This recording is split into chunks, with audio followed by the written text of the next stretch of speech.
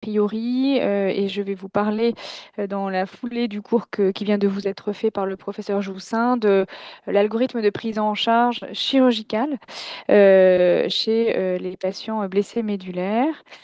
Donc, j'essaierai de regarder régulièrement le chat quand même pour voir s'il n'y a pas des questions.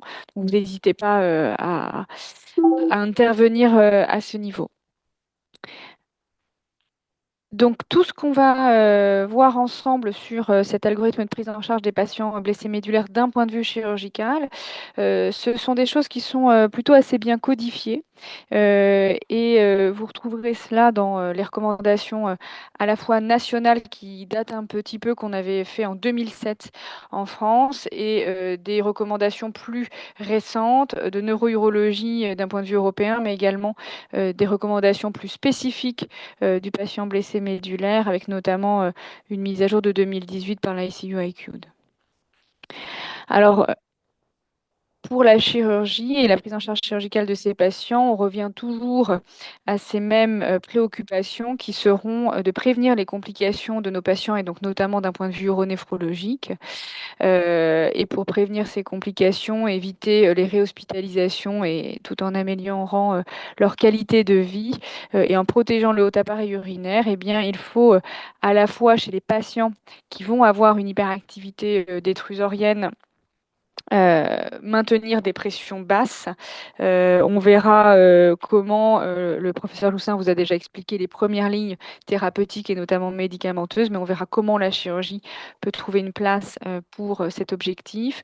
On assurera la vidange complète chez les patients qui ont un trouble de vidange, que ce soit sur des vessies acontractiles ou, ce qui est plus fréquent dans les lésions médulaires, des vessies à haute pression que l'on inactive et qui donc doivent réaliser l'autosondage pour vider la vessie. Et tout ça, ce sera toujours adapté aux souhaits du patient, à son handicap.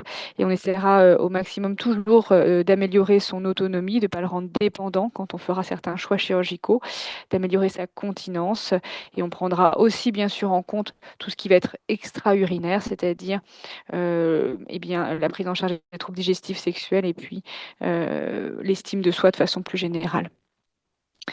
Alors, je reviendrai volontiers sur la classification des vessies neurologiques que vous connaissez bien.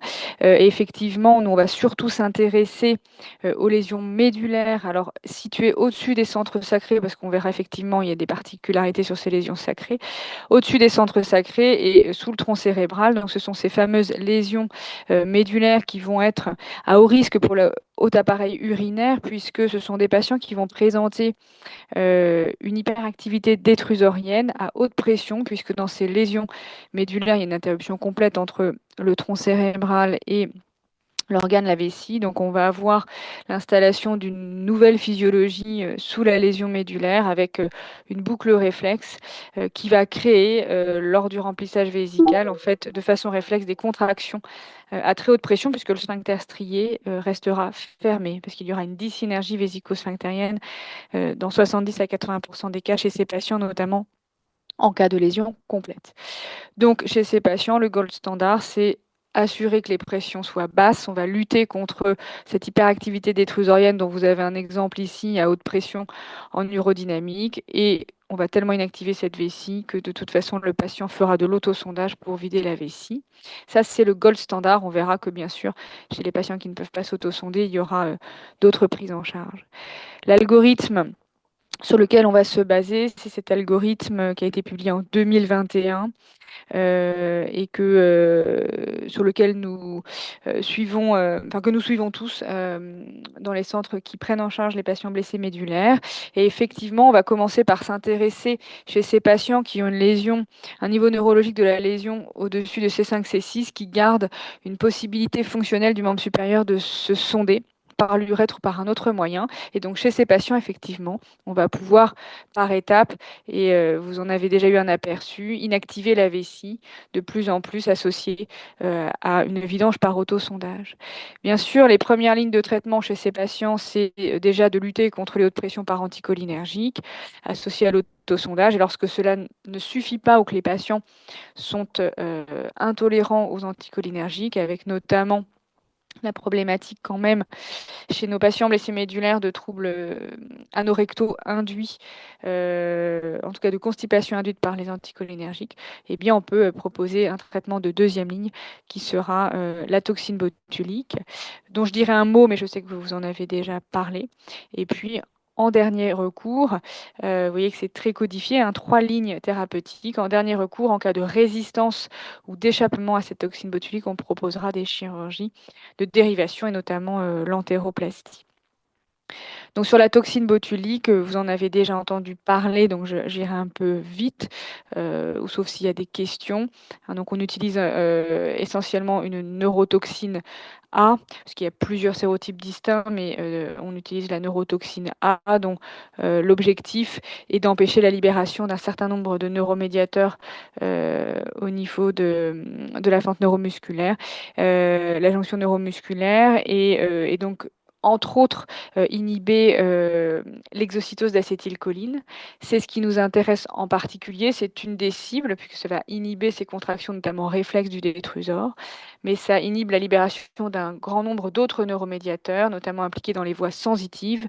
Donc ça joue, c'est sûr, d'un point de vue moteur, ça va inhiber les contractions réflexes, mais également ça va jouer sur la voie afférente, donc vous allez avoir aussi un contrôle, une inhibition de ces messages sensitifs, notamment l'urgence mictionnelle pour les patients qui ont une sensibilité préservée. Donc la toxine botulique, ça agit vraiment comme un neuromodulateur euh, en sous-urothélial, à la fois moteur et sensitif, en jouant sur le relargage d'un certain nombre de neuromédiateurs. La toxine botulique, c'est pas si vieux que ça. Alors, ça paraît de plus en plus vieux maintenant, mais les premières injections décrites chez le patient blessé médulaire en intradétrusorien, donc dans cette indication d'hyperactivité détrusorienne à haut risque, c'est 2000, Brigitte Church, pour la première publication, avec, vous le savez, dans la suite, plusieurs études randomisées, toxine botulique en intradétrusorien versus placebo, chez des patients blessés médulaires ou patients avec sclérose en plaques qui étaient à l'autosondage et qui avaient une hyperactivité détrusorienne réfractaire aux anticholinergiques. Et vous voyez, dans ces études, on avait comparé du placebo et différentes doses de toxine botulique. Là, c'était des études avec le Botox, 200 ou 300 unités. Et sur ces études Princeps, il avait été montré que versus placebo, eh bien, le Botox 200 ou 300, sans différence d'ailleurs d'effet entre les deux doses, que ce soit en effet lui-même d'un point de vue clinique, réduction du nombre d'épisodes d'incontinence, mais aussi d'un point de vue urodynamique, hein, d'un point de vue de la baisse de ces pressions détrusoriennes, il n'y avait pas de différence entre les deux doses. Et une vraie amélioration versus placebo, à la fois clinique et urodynamique. Et donc c'est dans la suite de ces études-là qu'on a eu la première AMM pour le Botox de 100 unités. Et vous voyez cette AMM qui est particulière parce que c'est vraiment l'hyperactivité détrusorienne neurogène qui conduit à une incontinence urinaire. Donc si on suivait strictement l'AMM, il faudrait que tous les patients que l'on va injecter soient incontinents, blessés médulaires ou sclérose en plaques à l'autosondage. Donc il y a une certaine limite quand même à cette AMM dont je reparlerai après. Mais en tout cas, les études dont on a parlé ont permis de déboucher sur cette AMM de 2012, donc qui commence à être assez ancienne. L'efficacité de la toxine botulique et notamment du Botox, on le connaissait avant ces études, Princeps et l'AMM. Et puis, on a ici une revue de la littérature de 2008 qui a repris, vous voyez, presque 20 articles. Toujours la même population de patients, blessés médulaires ou CEP, qui ont une hyperactivité détrusorienne à haut risque pour le haut appareil urinaire, qui sont à l'autosondage. Et que ce soit du 200 ou 300 unités Botox, la toxine fait mieux que le placebo et permet que les patients soient continents. Donc on améliore chez les patients qui avaient des fuites leurs épisodes d'incontinence dans presque 40 à 70% des cas. Et surtout, ça c'est un objectif bien sûr pour la protection du haut appareil urinaire, on baisse les pressions dans la vessie avec des pressions qui passent sous 40 cm d'eau. dans la plupart des cas, que ce soit à 6 mois, mais aussi à plus long terme. Donc on sait que la toxine botulique, et notamment là ici pour ces études, le Botox en attrait détrusorien, ça marche à moyen et à long terme. Et plus récemment, ce qui a permis d'avoir l'AMM pour la deuxième molécule, le Dysport, ce sont ces études Content, qui sont réalisées exactement chez les mêmes types de patients, blessés médulaires ou sclérose en plaques avec cette hyperactivité détrusorienne à haute pression et incontinence urinaire, qui sont à l'autosondage. Là, en fait, 2 doses ont été évaluées, du Dysport 600 ou 800 versus placebo, et on a évalué l'efficacité, là aussi, c'est exactement les mêmes designs d'études sur la continence et sur les pressions en urodynamique. Et dès 2 semaines, on a une réduction significative, que ce soit avec du 600 ou du 800, du nombre d'épisodes d'incontinence, et puis bien entendu de la qualité de vie des patients. Euh, et ce qui nous intéresse aussi particulièrement, c'est les pressions au niveau urodynamique, qui sont tout à fait contrôlées avec une diminution significative de ces pressions chez les patients qui ont été injectés, que ce soit avec du 600 ou du 800 versus placebo. Donc ça a permis d'avoir cette deuxième AMM. Et vous voyez, quand on regarde les deux AMM, que ce soit le Botox pour le Botox 200 unités en 2012 ou le Dysport à 600 et 800 unités, c'est exactement la même population qui est concernée par cette AMM. Donc ce sont ces patients blessés médulaires ou SEB, donc avec une hyperactivité détrusorienne à haute pression, réfractaires aux anticholinergiques, qui ont par ailleurs une incontinence urinaire dans ce contexte et qui sont à l'autosondage. Donc aujourd'hui, notamment chez nos patients blessés médulaires, puisque c'est en particulier la population qui nous intéresse, chez ceux qui sont capables de s'autosonder et qui ont donc soit une intolérance ou une hyperactivité détrusorienne qui reste, qui est réfractaire au traitement anticholinergique, eh bien, on a deux choix. Soit réaliser une première injection avec du Botox 200 unités dans le cadre de l'AMM ou du Dysport 600 unités, que l'on peut augmenter à 800 unités en cas d'efficacité insuffisante en restant dans l'AMM. Pour le Botox, on peut aussi augmenter la dose à 300, mais là, on est déjà hors AMM. Ces patients, bien sûr, il faudra évaluer ensuite l'efficacité de cette injection de toxine, et surtout sur la première, on fera des suivis réguliers d'un point de vue clinique, mais aussi urodynamique, idéalement tous les 3 mois, pour s'assurer que, à la fois, si le patient avait une incontinence, il n'a plus d'incontinence, et surtout que l'on contrôle bien les hautes pressions en intra-détrusorien. Alors, je vous parlais juste un petit peu de la limite de cette AMM, parce que quand on la suit, enfin pour les deux AMM, quand on les suit strictement, il faudrait que les patients, pour être éligibles à la toxine botulique, aient une incontinence urinaire du fait de cette hyperactivité détrusorienne. Or, une grande majorité de nos patients qui ont une dysynergie vésico-sphinctérienne ont un sphincter strié tellement puissant, avec notamment une activité électrique qui augmente lors de la contraction, qu'ils n'ont pas d'incontinence. Pourtant, ils vont avoir exactement ce que vous voyez là, une contraction détrusorienne qui peut être de très haute amplitude, réflexe, très prolongée, et qui est extrêmement à risque pour l'autre appareil urinaire. Mais malgré ces pressions, il n'y a pas de fuite, parce qu'en dessous, on a un sphincter strié extrêmement puissant. Donc, tout ça pour dire qu'il y a effectivement l'AMM, mais aujourd'hui, et c'est ce que l'on fait déjà depuis longtemps avant l'AMM, les patients que l'on va injecter avec de la toxine botulique, ce sont aussi ces patients qui n'ont pas d'incontinence urinaire, mais qui ont cette hyperactivité détrusorienne avec un risque pour le haut appareil urinaire.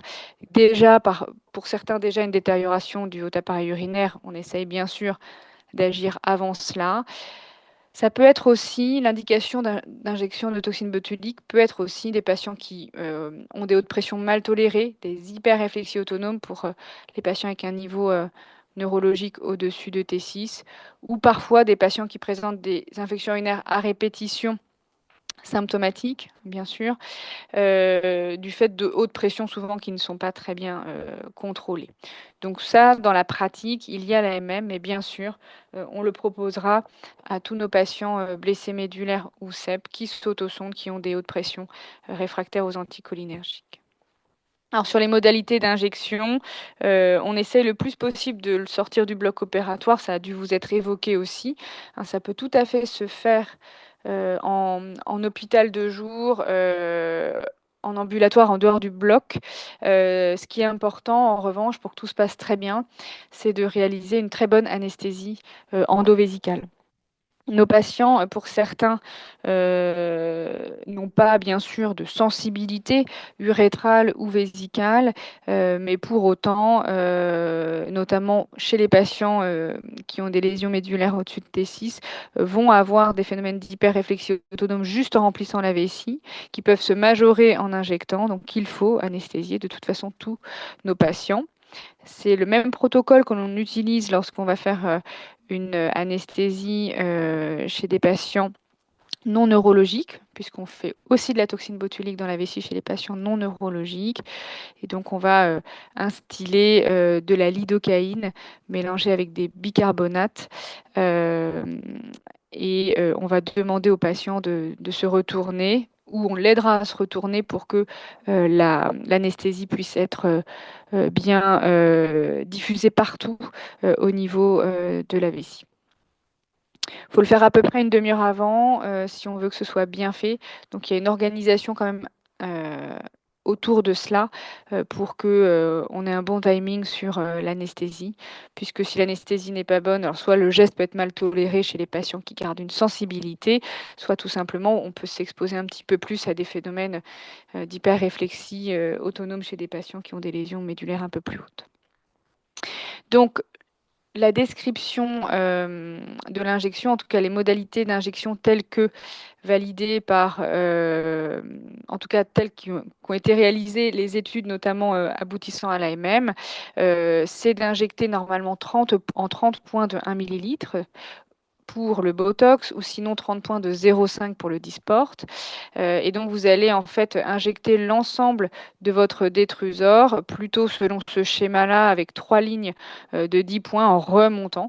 Et dans également l'AMM et les modalités d'injection, il est prévu de ne pas injecter le trigone, là où vont venir s'aboucher les uretères, soi-disant pour éviter un risque de paralysie du bas urtère et de reflux. Néanmoins, ça a été essayé et il n'y a pas eu plus de reflux, donc ça n'est absolument pas un problème d'injecter le trigone, voire même peut-être que ça pourrait avoir un intérêt chez des patients qui ont des vrais phénomènes d'urgenturie, parce que le trigone est extrêmement riche en, en récepteurs sensitifs. Néanmoins, voilà, les bonnes pratiques font que, il faut injecter en 30 points au-dessus du trigone et on va remonter le plus possible jusqu'au dôme pour injecter un peu partout et en 30 points. Les contre-indications, ce sont surtout des contre-indications de type hypersensibilité à la toxine, la myasthénie ou maladie apparentée. La grossesse est une contre-indication, je vous l'ai mis un peu plus bas ici. Alors là, c'est toujours un petit peu compliqué d'organiser cela, mais bien sûr, il faut bien discuter avec nos patientes qui sont en âge de procréer, puisque si à un moment il y a un projet de grossesse, il faudra arrêter pendant la grossesse la toxine. En théorie, il faudrait avoir arrêté 6 mois avant le début de la grossesse. Donc, ça n'est pas toujours très simple à organiser, mais on doit au moins en discuter avec nos patientes et s'assurer que lorsqu'elles viennent pour leur injection, elles ne soient pas enceintes. Alors, on peut faire de plusieurs façons. Nous, on propose un, de faire un bêta-HCG urinaire de dépistage, ou sauf si les patientes nous disent non, non, mais j'ai une contraception efficace ou je n'ai pas eu de rapport et il n'y a pas de risque. On n'est pas toujours obligé de le faire, mais en tout cas, il faut bien en informer nos patientes. C'est aussi contre-indiqué pendant l'allaitement. Donc ça veut dire que pendant cette période de grossesse-allaitement, c'est un petit peu compliqué puisque nos patientes qui étaient injectées par toxine botulique et qui avaient une vessie plutôt bien équilibrée, on va devoir les repasser aux anticholinergiques. Et malheureusement, il n'y a pas 36 anticholinergiques qui sont compatibles et qui ont fait preuve de non-phétotoxicité. Donc, on va repasser avec de l'oxybutinine qui parfois était mal tolérée ou qui peut avoir effectivement des effets indésirables. Et parfois, tout simplement, qui ne va pas aussi bien contrôler le détrusor que l'injection de toxine elle-même. Donc on peut se retrouver parfois avec des situations un peu compliquées, une hyperactivité détrusorienne qui reste active, donc un risque un peu majoré d'infection qui de toute façon est majoré pendant la grossesse. Donc c'est vraiment des patientes qu'il faudra suivre de façon très particulière pendant cette période en cas de projet et de grossesse. Il y a des précautions particulières aussi, et ça c'est vrai notamment chez les patients qui vont avoir des injections à la fois dans la vessie, enfin dans le détrusor et dans d'autres sites. Le plus fréquent, c'est quand même intradétrusorien et membre pour la spasticité. Les grandes règles, c'est d'utiliser la même molécule, la même toxine, soit du Dysport dans les deux sites, soit du Botox dans les deux sites, tout simplement pour pouvoir calculer la dose cumulée, puisqu'il y a une dose maximale à respecter lorsqu'on va faire ces injections, parce qu'idéalement, l'injection doit être faite sur les deux sites dans les 24-48 heures. Euh, si vous n'arrivez pas à les faire dans les 24-48 heures, de toute façon, vous êtes obligé d'attendre 3 mois entre les deux injections. Donc classiquement, chez ces patients qui sont injectés multisites, les injections de toxines, dans la vessie, c'est souvent tous les 6 mois, grosso modo, où on essaye en tout cas après de caler tous les 6 mois. Et dans le muscle strié, hein, dans les membres, ça va durer un peu moins longtemps, tous les 3 mois. Donc en général, on va faire tous les 6 mois vessie et membres. Et puis au milieu, il y aura une injection à 3 mois dans les membres. Donc on essaye d'organiser les choses. Ça, c'est vraiment un exemple d'organisation et de coordination plutôt entre les services de MPR, neurologie et d'urologie lorsque les urologues font les injections de toxines dans la vessie. Et donc ça, je vous le disais, on utilise la même molécule de façon à pouvoir calculer les doses maximales injectées avec une dose maximale de plutôt 1500 lorsqu'on va utiliser du Dysport sur les deux sites et 360, on fait un peu plus hein, en réalité pour le Botox. Donc on le sait, et c'est là que la chirurgie va pouvoir être une option à un moment. Malheureusement, alors on l'a vu, hein, les premières injections de toxines botuliques en intradétrusorien, c'est 1999-2000 pour la première publication. Donc plus de 25 ans de recul maintenant. Et ce que l'on a pu constater, c'est des phénomènes d'échappement, c'est-à-dire de mauvaises réponses secondairement des patients. Alors, soit il y a des patients qui ne répondent pas d'emblée sur les premières injections, ça reste relativement rare, mais vous voyez, ça peut être entre 6 et jusqu'à 30% parfois. Mais surtout, le phénomène qui est plus embêtant, si je puis dire, c'est des patients qui répondaient très bien à la toxine botulique pendant plusieurs années, et puis on observe au bout d'un certain nombre d'années que soit les patients vont avoir des durées d'efficacité qui se raccourcissent, on va devoir les réinjecter tous les 5 mois, puis 4, puis après, de toute façon, il va falloir discuter autre chose. Ou alors, avant cela, on va aussi augmenter les doses. Donc, quand on était avec du Botox 200, on peut passer à du 300. Avec le Dysport, on était à 600, on peut passer à du 800. Et ce sont des patients chez qui on voit aussi un échappement progressif et chez qui on va devoir changer parfois de molécules. On passe du Botox au Dysport ou l'inverse. Ça permet de récupérer à peu près 50% des patients. C'est-à-dire que quand on fait ce switch, qu'on change de molécule, il y a à peu près 50% des patients qui vont répondre à nouveau à la toxine. Mais finalement, ça c'était quelque chose qu'on avait étudié et publié à Nantes. Les patients, à partir du moment où on commence à switcher, on a de toute façon l'impression qu'il s'agit d'une évolution inéluctable de la maladie et que cette hyperactivité détrusorienne va continuer à évoluer. Et même en augmentant les doses et en switchant, on va voir des patients qui échappent. Et globalement, à partir du moment où vous changez de molécule, on a à peu près au bout de 2 ans la moitié des patients chez qui il va falloir proposer autre chose. Et cette autre chose, c'est justement des chirurgies d'agrandissement de vessie. Alors l'agrandissement de vessie, ça s'appelle une entérocystoplastie d'agrandissement, puisqu'en fait, on va utiliser un segment d'intestin pour agrandir, en tout cas restaurer un réservoir vésical qui va permettre de se remplir à basse pression. ce qui va protéger à la fois le haut appareil urinaire, mais également du fait d'une diminution de ces hauts de pression chez les patients qui présentaient une incontinence en lien avec ces hauts de pression, on va améliorer la continence. Pourquoi? Parce qu'en fait, l'intestin est tout à fait distensible et donc ça va nous créer un grand réservoir compliant. Il n'y aura pas du tout d'augmentation de pression au cours du remplissage. Alors sur la technique elle-même d'entérocystoplastie, d'agrandissement, il y a plusieurs techniques. Là, vous voyez ce qu'on faisait avant, mais ce qui est toujours beaucoup fait en pédiatrie, ce qu'on appelait un clam cystoplastique. Clam, ça veut dire coquillage. Donc, en fait, pourquoi on disait ça? Parce que la vessie qui était ici, on l'ouvrait en deux. Et ça faisait comme un grand coquillage qui s'ouvrait.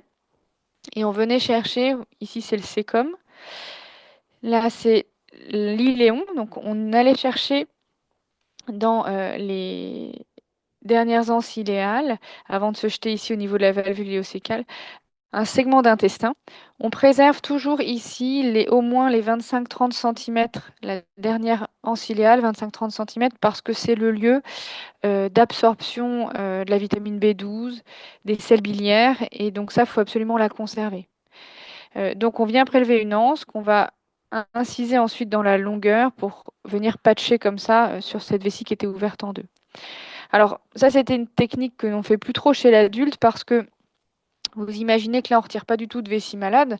Cette vessie que l'on laisse en bas, elle peut continuer, elle est toujours innervée, c'est toujours une hyperactivité des trucs, elle a toujours un comportement de vessie neurologique avec ses contractions réflexes anormales. Et donc, on peut avoir des hauts de pression qui persistent si on garde ce détrusor, voire même, vous voyez ici, c'est une cystographie qui a été faite chez un patient qui avait eu ce type de chirurgie-là, ce montage. En fait, ça, c'est la vessie native. Et ici, l'entérocystoplastie qui est venue se patcher au-dessus. En fait, cette vessie, elle est toujours présente, malade, donc elle continue à se contracter au point que on peut avoir une exclusion complète du patch qui a été greffé, avec en fait une persistance ici des hauts de pression, et voire même un patch qui est difficile à vidanger par autosondage avec des infections, etc. Donc aujourd'hui, la recommandation, c'est de plutôt faire ce qu'on va appeler une cystectomie supratrigonale et entéroplastie. Alors sur le concept même de l'entéroplastie, ça ne change pas. On fait un réservoir en intestin.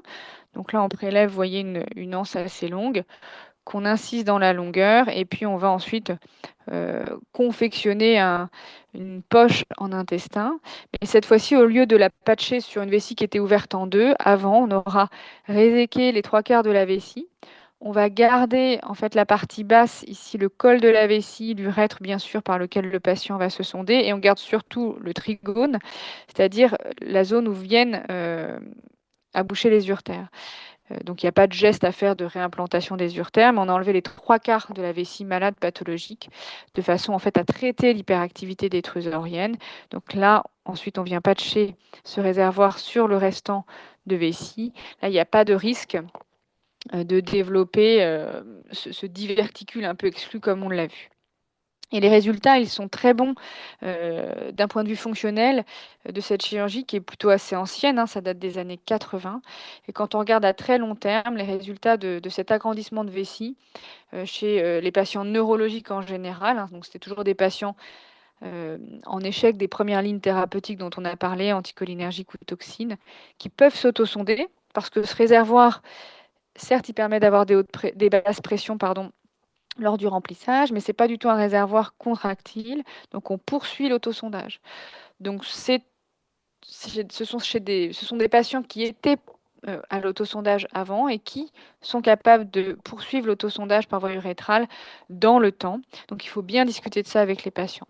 C'est d'autant plus important que les sondages doivent être faits régulièrement, de la même façon que et aussi régulièrement que chez les patients qui sont soit inactivés par anticholinergique ou par toxine, avec des volumes au maximum de 400 millilitres. On se sonde toutes les 3-4 heures. Ça, c'est pour éviter les gros volumes et les infections. Donc, on garde exactement le même rythme de sondage, la même technique après les agrandissements de vessie. Donc ça marche très bien. Ça marche à la fois d'un point de vue clinique, réduction des épisodes d'incontinence urinaire, donc on améliore la qualité de vie à ce niveau-là, mais par ailleurs, d'un point de vue urodynamique, on augmente la capacité de vessie, c'est-à-dire le volume infusé avant une première contraction, puisque là l'objectif c'est même qu'il n'y ait plus de contraction désinhibée.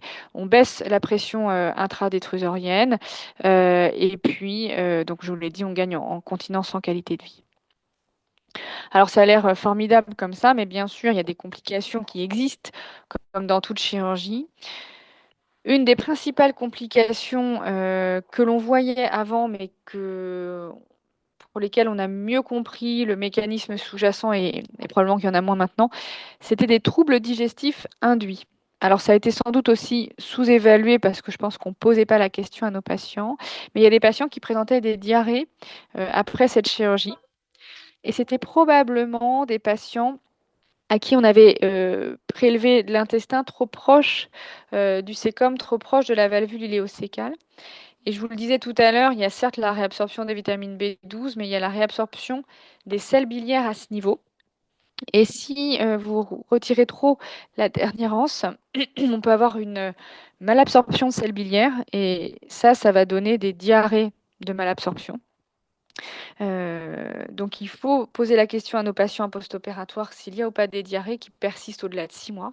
Si c'est ça, ça peut être ces diarrhées de malabsorption, et il suffit de donner un traitement qui s'appelle du Questran, qui est un chélateur des sels biliaires, et en général ça fonctionne bien. Le seul souci, c'est que c'est des patients qui vont devoir le prendre à vie pour qu'il n'y ait plus ces diarrhées. Donc maintenant, on a modifié pas mal la technique pour éviter cela et éviter d'être trop près de la valvule iléocécale. Une autre complication qui n'est pas rare et qui est un vrai souci aussi, c'est la formation de calculs de lithiase dans la vessie. Oui, c'est presque 10%, donc c'est énorme. Ça, c'est lié au fait surtout que l'intestin qu'on a utilisé pour faire cette poche, il continue à sécréter du mucus. Ce mucus peut stagner s'il n'est pas très bien évacué par sondage, et ce mucus stagnant peut créer des lithiases, en fait, qui sont des lithiases d'urine qui stagnent dans la vessie et de mucus qui stagne. Donc, une des façon de lutter contre cela, c'est déjà bon de réaliser les sondages régulièrement, comme je vous l'ai dit, toutes les 3-4 heures, mais surtout avec des sondes au moins Charrière 14. Si on peut mettre du 16, c'est encore mieux, parce que ça permet de vraiment bien évacuer le mucus. Il faut bien dire à vos patients, quand ils se sondent, de ne pas, au premier arrêt de jet, de pas retirer tout de suite la sonde, de bien la mobiliser, bien la faire descendre doucement pour récupérer tout ce qui va stagner au niveau du col vésical, et notamment le mucus. Très rare, mais extrêmement grave. Il y a des patients qui peuvent présenter des perforations de vessie, de néovessie. Quand même, quand on réinterroge nos patients ou quand on revoit les dossiers des patients qui ont présenté des perforations, ce sont souvent des patients qui ont eu un oubli de sondage. Donc la vessie s'est extrêmement distendue. D'où l'intérêt de bien s'assurer que le patient va être capable de se sonder dans le temps. Donc c'est vraiment un contrat à long terme avec notre patient. Il est extrêmement rare, et puis il y a des cas décrits de cancer de vessie sur cet agrandissement. Ça reste très rare et malheureusement un peu difficile à diagnostiquer dans les temps. Toujours dans cet algorithme de prise en charge, si on reste sur cette partie gauche de l'algorithme, donc les patients qui ont un niveau au-dessus de C6 et qui peuvent s'auto-sonder, en tout cas faire toutes les premières étapes du sondage, attraper une sonde. On va donc inactiver la vessie le plus possible, ça peut aller jusqu'à l'entéroplastie, associée à l'autosondage. Mais il y a des patients ou patientes qui vont avoir des difficultés quand même à accéder à l'urètre natif. Alors c'est volontiers les femmes, notamment paraplégiques au fauteuil, parce que l'urètre va être postérieur, notamment aussi du fait d'une bascule du bassin. Et donc parfois le sondage au fauteuil est compliqué. Bien sûr, il y a les étapes de déshabillage aussi avant, plus compliquées chez les femmes qui sont au fauteuil. Il peut y avoir une spasticité des membres inférieurs importante, même après différents traitements qui empêchent l'accès à l'urètre, ou encore des urètres qui peuvent être détruits. Ça, c'est plus vrai chez des hommes à cause de fausses routes itératives. Eh bien, chez ces patients, il faut quand même, enfin, on peut quand même proposer une solution pour se sonder, mais autrement que par l'urètre natif. Donc, c'est de proposer ce qu'on appelle la dérivation cutanée continente. Alors, cette dérivation cutanée continente, elle ne règle pas du tout la problématique de l'hyperactivité du détrusor et du réservoir. Ça, c'est deux choses différentes. Ça permet juste une autre façon de se sonder, d'accord? Donc, comme je vous le disais, hein, quelle que soit la raison, pour des difficultés à atteindre l'urètre natif, et c'est surtout dans ces cas-là, classiquement quand même chez les patients blessés médulaires, ce sont des patients avec un niveau neurologique de lésion au-dessus de, enfin, entre C7, C6, qui ont une bonne dextérité, mais parfois qui vont avoir des vraies contraintes ou des difficultés à atteindre l'urètre. Parfois des niveaux supérieurs, c'est plus rare, mais après des chirurgies de réhabilitation du membre supérieur, qui permet au moins de restaurer une pince et de pouvoir euh, tenir une sonde assez fermement pour se sonder. Alors, si c'est pas par l'urètre, eh bien, comment on fait? Donc, donc on va créer cette dérivation continente. L'idée, c'est quoi? C'est de créer un tube entre la vessie, vous voyez, et la paroi abdominale antérieure. Donc, soit au niveau de l'ombilic, ça c'est idéal parce que ça permet vraiment des bons résultats d'un point de vue esthétique.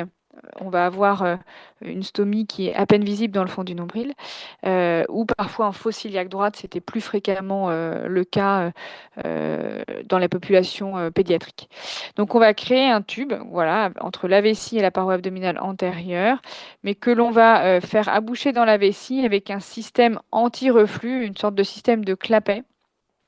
Donc c'est pas inséré en direct au toit de la vessie, il y a un trajet dans l'épaisseur du muscle vésical, de façon à ce que lorsque la vessie va se remplir, le bas de notre tube implanté va être plaqué contre la paroi de la vessie, il ne va pas y avoir de fuite. C'est pour ça qu'on appelle ça une dérivation continente. Ça permet de se sonder lorsqu'on introduit une sonde. La sonde va aller de la paroi abdominale antérieure à la vessie et on va par siphonnage, entre guillemets, vider la vessie. Mais quand la vessie va se remplir, vous voyez, le tube, il arrive ici, mais il ne bouge pas en direct, il va être dans l'épaisseur du muscle et il va bouger que très bas. Donc lorsque la vessie va se remplir, il n'y aura pas de reflux. Donc c'est un tube qui doit être facile à atteindre par le patient. Donc on fera des essais, je vais vous montrer de localisation du meilleur endroit de la stomie. Ça doit être facile à cathétériser, c'est-à-dire qu'il faut qu'il n'y ait aucun ressaut sur le trajet du tube, notamment chez les patients qui vont avoir une dextérité un petit peu et une force un peu limitée au membre supérieur. Et puis ça doit être continent, donc c'est-à-dire pas de reflux. Euh, je vous l'ai dit, c'est indépendant de la gestion du réservoir. Donc, soit on peut très bien faire une dérivation continente isolée chez un patient qui, par ailleurs, a une vessie qui est bien inactivée par anticholinergique et toxine. En revanche, chez quelqu'un qui a une vessie qui n'est pas très bien équilibrée, pas très bien inactivée par anticholinergique et toxine, on se posera la question de faire un agrandissement de vessie dans le même temps. Mais c'est deux choses différentes. Quel tuyau on utilise? Je ne vous l'ai pas dit. Principalement, c'est l'appendice.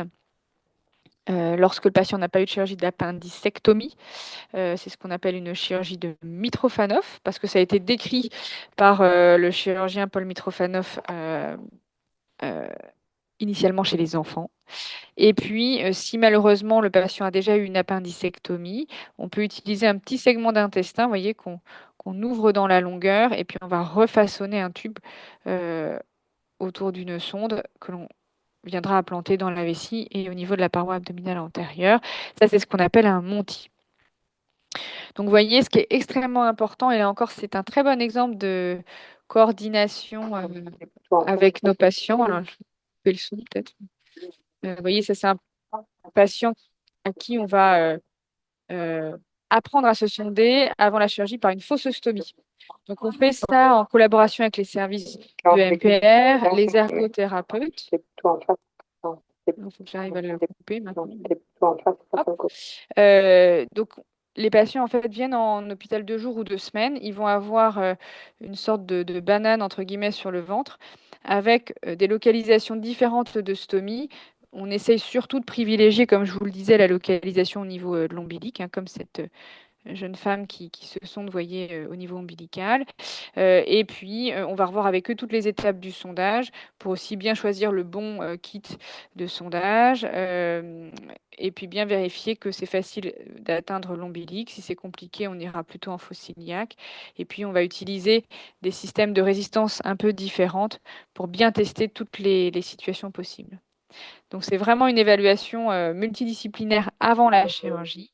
Et lorsque les patients sont bien sélectionnés et que tout se passe bien, c'est une chirurgie qui vraiment apporte une vraie autonomie vis-à-vis du sondage, qui facilite beaucoup la vie de patients et notamment de patientes qui parfois, certes, arrivent à se sonder par l'urètre, mais avec beaucoup de contraintes, de déshabillage, ça prend du temps. Là, on facilite vraiment la vie de nos patientes. Et quand on regarde là aussi sur notamment cette revue de la littérature qui avait été faite par le professeur Fay, on voit qu'à long terme, il y a plus de 90% des patients qui utilisent leur tube et qui seront continents par ce tube. C'est-à-dire qu'il n'y aura pas de défaut dans notre système de clapet. Alors néanmoins, là encore, il faut être très humble quand on fait de la chirurgie. Il y a des complications potentiels dont il faut informer le patient avant et qu'il faudra surtout savoir traiter. Ces complications, c'est majoritairement pour ces chirurgies-là une sténose, notamment au niveau de la stomie. Pourquoi? Parce que la peau, on va l'inciser de façon un peu circulaire dans le fond du nombril. Et cette peau que l'on incise de façon circulaire, elle a tendance à cicatriser en fibrosant. Et donc, ça peut se rétrécir un peu. On l'a dit, le problème, c'est que nos patients, souvent ceux à qui on propose cette chirurgie, ça peut être des patients tétraplégiques avec une dextérité un petit peu juste, en tout cas une force au niveau du membre supérieur qui peut être un peu limitée. Et donc, juste le fait que ça sténose au niveau de la peau peut parfois créer de réelles difficultés chez nos patients à se sonder. Donc, il faudra bien vérifier ça et faire très attention à cela. Et surtout être très actif parce qu'un patient qui n'arrive pas très bien à se sonder, c'est qu'il y a une fibrose qui commence à s'installer. Il faut le faire venir tout de suite parce que le risque, c'est que le lendemain, il n'arrive plus du tout à se sonder. Et s'il ne se sonde plus, ça va même se refermer complètement. Et puis surtout, avant cela, il sera en rétention avec un risque d'hyperréflexie autonome, etc. Donc, nous, on leur dit que dès qu'ils ont un petit peu de difficulté à se sonder, ils nous appellent. On les voit. Parfois, on dilate juste un petit peu au niveau de la peau, ça passe. Mais en tout cas, il faut être très réactif vis-à-vis de ça parce que c'est une de nos complications. Alors, si on avance un petit peu dans l'algorithme de prise en charge, là, on parlait surtout de la prise en charge des hautes pressions chez les patients qui peuvent s'autosonder. Donc, on associe l'autosondage à la gestion du réservoir et des hautes pressions. On va parler d'une alternative qui, malheureusement, pour l'instant, n'est pas disponible en France, qui va être l'idée de restaurer d'essayer de restaurer une miction.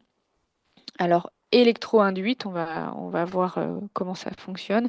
C'est ce qu'on appelle le Brinley. Ça, je vais vous en parler très rapidement. C'est ce qu'on appelle la neurostimulation de Brinley.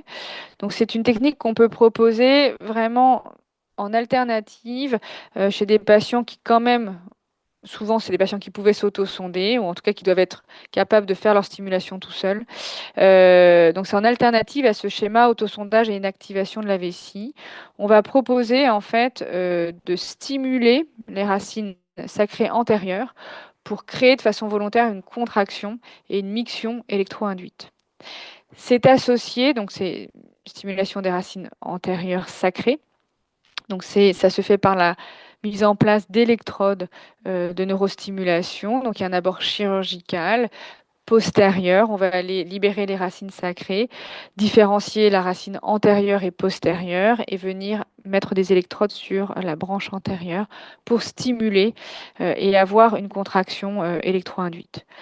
De façon simultanée, ce qui est proposé dans cette chirurgie, c'est de couper les racines postérieures de façon à casser cet arc réflexe qui crée l'hyperactivité détrusorienne.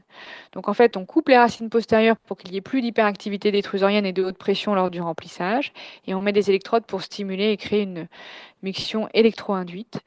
Comme on coupe les racines postérieures, seuls les patients qui ont des lésions médulaires complètes sans érection réflexe sont éligibles. Sinon, vous leur faites perdre une fonction si vous faites cette section. Aujourd'hui, c'est un peu en stand-by, même s'il y a des alternatives dans le futur, parce que les dispositifs de stimulation ne sont plus disponibles. L'entreprise qui faisait ça FineTech, ne peut plus fermer, ne peut plus produire les dispositifs. Donc aujourd'hui, voilà, il y a des réflexions sur d'autres moyens de le faire, notamment de façon non définitive, sans section des racines postérieures définitivement. Mais voilà, je voulais vous en parler parce que peut-être que on en reparlera de façon un peu plus large dans quelques années de ce concept. Mais si on passe directement à la partie droite de l'algorithme. Donc, on est toujours surtout le patient blessé médulaire qui a une hyperactivité détrusorienne neurogène, des hautes pressions et notamment à risque pour le haut appareil urinaire. Soit il peut s'auto-sonder et on va faire effectivement cette association auto-sondage-inactivation du détrusor. Soit le patient ne peut pas s'auto-sonder, ce qui est surtout vrai pour des niveaux neurologiques de la lésion au-dessus de C5 chez les patients qui ne pourraient pas, même après des chirurgies de réanimation, faire toutes les étapes du sondage seul. Qu'est-ce qu'on peut envisager dans ces cas-là? Alors, il y a une particularité, les hommes ont une carte à jouer supplémentaire, puisque on peut, chez certains hommes, se poser la question, dans ce cas, donc certains hommes qui ne peuvent pas s'auto-sonder, de la mise en miction réflexe, plus ou moins associée à une sphinctérotomie. Alors, en fait, la miction réflexe, l'idée, c'est que on ne va pas du tout inactiver le détrusor. Au contraire, on va utiliser cette contraction pour espérer avoir une vidange complète. Sauf que la problématique, on l'a dit chez nos patients blessés médulaires, c'est que dans 70-80% des cas, l'hyperactivité détrusorienne, elle est associée à une dysynergie vésico-sphinctérienne, c'est-à-dire que vous avez, comme on peut le voir ici, une contraction détrusorienne réflexe qui est de bonne amplitude, mais qui va lutter contre un sphincter qui, lui, ne s'ouvre pas, parce qu'il n'y a plus de coordination. Donc le sphincter reste fermé. Donc pour assurer une vidange complète et à basse pression, la réflexion, c'est de se dire que si on sectionne le sphincter strié, on lève l'obstacle à la miction et on va utiliser en fait le moteur, même s'il ne sera pas de façon contrôlée, on va utiliser la contraction des trésoriers de réflexe pour assurer la vidange, mais après avoir réalisé une ouverture du sphincter strié. Ça, c'est uniquement possible chez les hommes. Pourquoi? Parce qu'il faut que les hommes soient appareillés avec un étui pénien. Ce sera une miction réflexe non contrôlée. Si vous faites ça chez une femme, ça va être des mictions non contrôlées dans des changes avec la problématique parce qu'on ne peut pas les appareiller, de peau qui va venir macérer dans des urines. Et donc ça, c'est extrêmement à risque d'abîmer la peau et à risque d'escarre. Donc la miction réflexe, ça n'est que envisageable chez les hommes qui sont appareillables par un étui pénien et qui ont un moteur, donc une contraction détrusorienne suffisamment à la fois ample, donc d'amplitude au moins de 40 cm d'eau, mais surtout prolongée. C'est vraiment ce qu'on aime bien en termes de contraction et de durée de contraction chez les patients pour proposer une dysynergie. Pourquoi? Parce que si vous avez une contraction qui est à la fois soit de faible amplitude ou très courte, elle ne permettra pas forcément une vidange complète, même si vous ouvrez le sphincter strié. Alors chez les patients, il faut aussi bien évaluer où est l'obstacle. Bien sûr, c'est fréquemment le sphincter strié, mais il faut s'assurer qu'il n'y ait pas aussi une hypertrophie bénigne de prostate qui pourrait participer un peu à cette obstruction et qu'il faudra traiter dans le même temps, ou qu'il n'y ait pas un défaut d'ouverture du col vésical qu'il faudrait traiter dans le même temps. Alors pour bien vérifier tout ça. De toute façon, on fera toujours une fibroscopie pour être sûr qu'il n'y ait pas une sténose ou autre chose. Mais surtout, on peut aller un peu plus loin, faire soit des cystographies rétrogrades pour voir pendant la miction où est l'obstacle, voire même des examens vidéo urodynamiques qui permettent de voir, typiquement comme chez cet homme, que lors de la contraction, si vous faites des clichés, il y a une miction, ou en tout cas que quelques gouttes, puisque le moteur se contracte très fort, mais le sphincter reste fermé. Et vous voyez ici, pendant cette contraction forte, le col vésical ici est complètement ouvert, mais ici l'urètre, l'urine passe, mais l'urètre se ballonise au-dessus d'un obstacle ici qui est le sphincter strié. Donc ça signe la dysynergie vésico-sphinctérienne. Et chez ce patient, si on sectionne le sphincter strié, avec ce degré de contraction, on va pouvoir restaurer des mictions réflexes. Donc on peut parfois faire des tests avec des endoprothèses, notamment si on a un petit doute sur la force de contraction du détrusor, si on a peur que ça ne suffise pas. Et surtout chez les patients aussi qui ne veulent pas de chirurgie définitive, on peut proposer un test avec une prothèse dans l'urètre qui va en fait mimer le geste de sphinctérotomie et on voit si ça fonctionne bien, si les étuis tiennent bien et si ça marche et que le patient est d'accord, on va venir inciser avec en réalisant une électrocoagulation par voie naturelle. Tout ça se passe par voie naturelle, on passe dans l'urètre, on vient sectionner ici le sphincter strié. Ça a des bons résultats, mais à condition là aussi de bien sélectionner nos patients, c'est toujours un peu la même histoire. Et donc, ici, ce qui compte, c'est effectivement d'être sûr que les patients aient des étuis qui tiennent et surtout, surtout que la contraction détrusorienne est de bonne amplitude et d'une bonne durée. Et si on fait ça, on maintient ces patients en miction réflexe dans plus de 80% des cas, mais il faut bien les suivre parce que dans le temps, on peut avoir soit une sténose ou un obstacle secondaire qui arrive avec des résidus post-mictionnels qui apparaissent, soit des patients dont le muscle vésical, le détruseur, va s'épuiser, il sera de moins en moins efficace dans le temps. C'est un peu plus rare, mais il faut suivre absolument ça. Et donc, c'est des patients qui doivent aussi être suivis, comme le disait le professeur Joussin, à vie, avec une évaluation clinique et aussi urodynamique régulière. Et puis, eh bien, dernière option chirurgicale, malheureusement, donc chez les femmes, on l'a dit, pas de place à la miction réflexe. Donc la femme euh, qui ne peut pas s'autosonder et qui a cette hyperactivité détrusorienne à haute pression, il va falloir envisager une autre option, pas de possibilité d'utiliser la miction réflexe. Donc, on proposera des chirurgies de dérivation non continente type Bricaire. Donc là, c'est une chirurgie non continente définitive. On retire la vessie et les uretères, on ne va pas les faire boucher directement à la peau puisqu'on a un risque de sténose cutanée. Si on vient mettre directement les uretères à la peau, c'est très fin.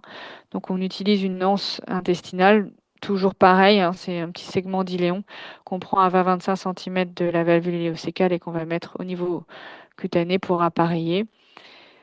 C'est une chirurgie qui rend vraiment service si on la fait pas trop tard, c'est-à-dire qu'il faut vraiment avoir bien fait en sorte de protéger le haut appareil urinaire. Si la fonction rénale est bonne en préopératoire, il n'y a pas de raison, pardon, qu'elle se détériore. Il faut bien suivre nos patients. Parce que là, le risque, c'est qu'il y ait une sténose sur la suture que l'on fait entre les uretères et le segment intestinal. Donc les patients, là encore, seront suivis à vie. Alors, on me fait signe qu'il faut que je finisse dans 5-6 minutes. Ok, donc je vais essayer d'avancer pas mal, mais on a pas mal balayé de choses et je vais essayer de faire ça clair pour la fin, qu'on ait un peu le temps pour des questions. Donc, le briquet, et ça a été montré aussi, ça améliore la qualité de vie. Un message quand même très important, s'il vous plaît. On évite à tout prix les sondes vésicales à demeure. Donc chez un patient qui ne peut pas s'autosonder et même dans l'attente d'ailleurs d'une chirurgie, d'une prise en charge, on va privilégier dès qu'on le peut même de l'hétérosondage. Mais le sondage à demeure, c'est vraiment en cas d'impossibilité à faire un briquet, par exemple chez un patient, chez des patients assez âgés et comorbides bien sûr parce qu'il y a un risque infectieux très important, un risque de lithiase, un risque de fuite autour de la sonde. Et d'ailleurs, même comme ce sont des patients qui ont une hyperactivité détrusorienne pour certains associés, il convient de continuer à inactiver le détrusor si vous laissez une sonde à demeure. Donc on peut être amené tout à fait à mettre des anticholinergiques ou même de la toxine dans la vessie pour éviter les fuites, même si ça n'est quand même pas idéal. Il y a un risque de cancer de vessie qui est extrêmement augmenté en cas de drainage continu. Alors c'est au bout de plusieurs années, mais néanmoins, c'est quelque chose qu'il faudra surveiller et qui est vraiment à prendre en compte dans le choix que l'on va faire. Alors je vais avancer peut-être un tout petit peu sur ça. Je vais me mettre directement sur la dernière partie du cours. Chez nos patients blessés médulaires, on peut avoir bien sûr aussi des lésions sacrées. Ou on peut avoir aussi un syndrome de la queue de cheval, mais on peut avoir vraiment une lésion médulaire sacrée ou des lésions suprasacrées, mais avec des grandes ischémies de la substance grise qui vont créer, en fait, qui vont atteindre nos centres sacrés responsables de la contraction du détrusor. Et donc, on va avoir des patients dans ces cas-là qui vont avoir plutôt une vessie à la fois qui ne ressent plus le message, qui n'a plus de message sensitif, qui ne ressent plus l'envie, mais surtout qui est acontractile. Donc, ce sont des patients qui vont devoir s'auto-sonder. Là, il n'y a pas de risque pour le haut appareil urinaire, hein. On va assurer la vidange par autosondage. En tout cas, le risque est beaucoup moins important. Mais ce sont des patients qui peuvent avoir dans le même contexte une insuffisance sphinctérienne et des patients qui vont avoir une sorte de double peine puisqu'ils vont devoir faire de l'autosondage pour vider la vessie et malgré ça, quand la vessie va se remplir, ils pourront avoir des fuites d'effort puisque le sphincter est défonctionnalisé et dénervé. Dans les cas d'insuffisance sphinctérienne d'origine neurologique, ce qui reste quand même le gold standard, c'est la chirurgie. Hein, la rééducation périnale ne fonctionnera pas chez ces patients. Et les chirurgies, c'est des chirurgies de renforcement de ce sphincter avec en tête de fil le sphincter urinaire artificiel qui est le gold standard puisque c'est une prothèse pour laquelle on a le plus de recul et qui permet vraiment les meilleurs résultats. Donc c'est une prothèse, vous voyez, qui est composée en trois parties. Il y a une partie un peu circulaire que l'on va mettre autour de l'urètre, sous le col vésical chez l'homme et chez la femme, et qui sera reliée à une petite pompe ici, sous la peau du scrotum chez l'homme, ou sous la peau de la grande lèvre chez les femmes. Le tout relié à un ballon réservoir des pressions, tout ça est en intra-abdominal. Et donc chez ces patients-là, cette manchette que vous voyez là surtout, elle est fermée en permanence.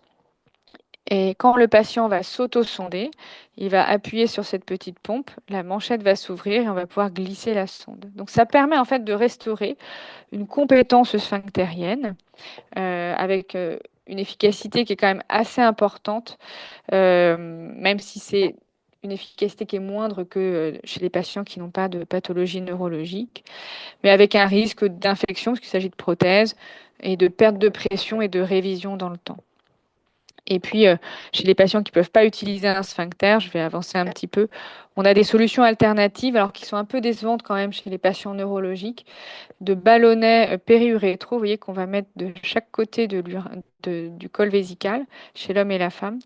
Des ballonnets qu'on peut ajuster, gonfler, jusqu'à atteindre vraiment une continence suffisante, parce qu'on a, vous voyez, un petit port d'injection qui va être sous la peau des grandes lèvres ou sous la peau des bourses, et on pourra piquer à travers la peau pour regonfler. Donc là, il n'y a pas à manipuler, il n'y a pas besoin d'ouvrir de pompe, c'est passif, donc on s'auto-sonde sans problème, mais c'est intéressant chez les patients qui ne seraient pas capables d'aller atteindre le périnée pour manipuler une pompe. Donc c'est une alternative possible. Et la dernière alternative, je vais avancer aussi un petit peu sur ça, c'est plutôt celle-ci, c'est qu'on peut utiliser aussi nos propres tissus. On va dire que c'est une alternative un peu biologique. Euh, on va faire ce qu'on appelle une fronde ou bandelette aponévrotique.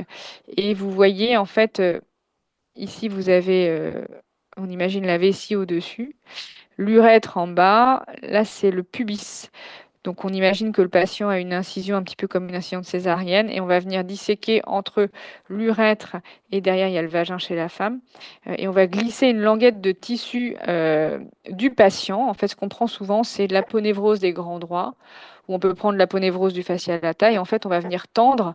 Là, l'idée, c'est vraiment de tendre très fort pour aller un peu étrangler l'urètre de façon à le fermer pour rendre une compétence une résistance urétrale importante et le patient s'autosondera pour vider la vessie.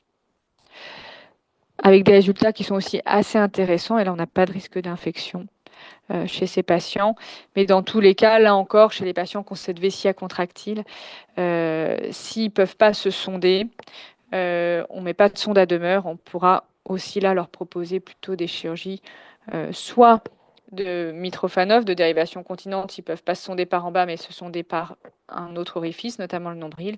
Soit en cas d'impossibilité complète à se sonder, on pourra faire des chirurgies de Bricker, les stomies urinaires, ces dérivations non continentes. Et donc j'en ai terminé. Simplement, juste pour terminer, comme on le disait, à chaque fois que vous ferez des choix chirurgicaux et des choix de mode mictionnel, ça doit être pour répondre à des objectifs précis, bien vidanger la vessie. S'il y a des hautes pressions intradétrusoriennes, les contrôler. Le tout adapté aux capacités fonctionnelles du patient, notamment est-ce qu'il est capable ou non de s'auto-sonder, et en fonction, on balaye l'algorithme de prise en charge pour trouver le meilleur mode mictionnel pérenne chez notre patient. Et qui va lui conférer une autonomie, diminuer sa dépendance et améliorer sa qualité de vie. Des patients qui seront suivis à vie de façon pluridisciplinaire, bien sûr, également, pour éviter les complications. J'en ai terminé et du coup, j'arrête de partager ou pas, ça dépendra des questions. Et je ne sais pas s'il y a donc des questions. Merci beaucoup, Marie-Aimée. Il y avait quelques questions dans le chat, donc si tu veux répondre. Ah ouais, je vois ça. Est-ce que l'hypertonie des muscles abdominaux peuvent contre-indiquer l'estomie continente? Alors j'imagine que ça doit être plutôt la question, c'est est-ce qu'il y a une spasticité abdominale? Alors ça contre-indique pas du tout parce qu'en fait le mécanisme anti-reflux va pas être impacté par ça. Ce qui est par contre très important, c'est de bien évaluer que le réservoir soit à basse pression. Parce que ça nous mettrait en échec si vous faites une dérivation continente isolée et qu'en dessous le réservoir est à haute pression. Vous aurez des fuites, mais plutôt parce que le réservoir n'est pas assez inactivé. Donc vraiment bien évaluer ça. Et si le patient a des hautes pressions qui sont pas bien équilibrées par anticholinergique ou toxine, on se pose la question de faire une entéroplastie associée. Et l'autre question, c'est est-ce qu'il y a encore une place pour les stents sphinctériens? Alors oui. En fait, la vraie question, c'est qu'à un moment, on n'avait plus les stents, notamment les prothèses Diabolo qui nous servaient à faire ce test de sphinctérotomie. En fait, ça mimait le fait de couper le sphincter strié.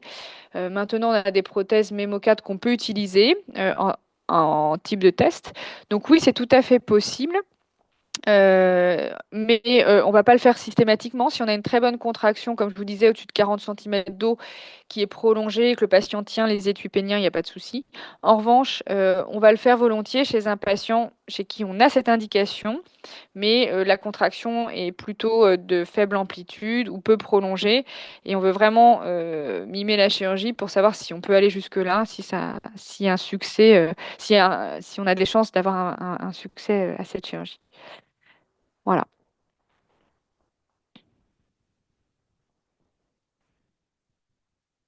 Et je voyais Donc, pas d'autres normalement, questions. il y a un temps d'échange dans les salles, mais peut-être que, voilà, on a des questions, nous, en amphi, donc je vais te traduire.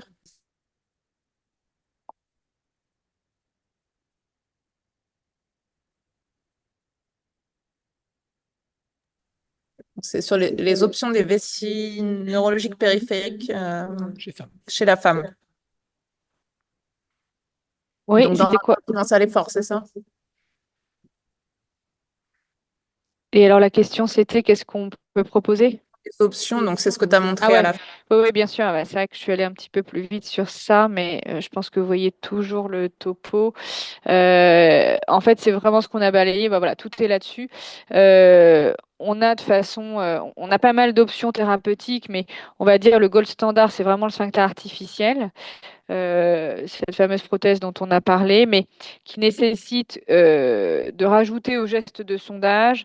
Donc on prépare tout, hein, la sonde, etc. Et au dernier moment, on va venir euh, pomper sur cette petite pompe qui est sous la peau de la grande lèvre pour ouvrir la manchette qui, elle, reste fermée en permanence sinon. Donc là, ça ouvre la manchette quand on appuie sur la pompe. On vient glisser la sonde pour se sonder. Et en fait, ça se referme après tout seul parce que ça va rééquilibrer les pressions. Le liquide va se rééquilibrer dans toutes les parties du sphincter.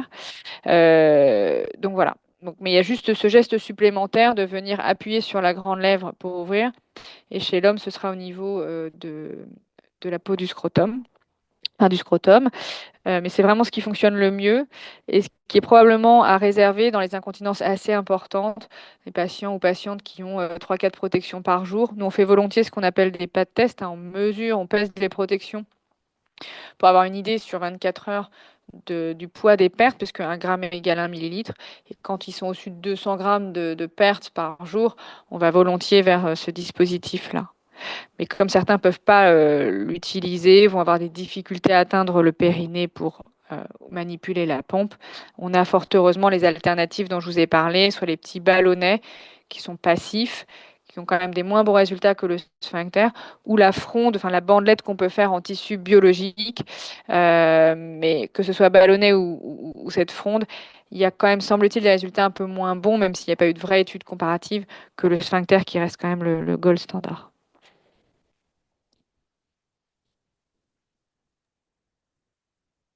Merci beaucoup.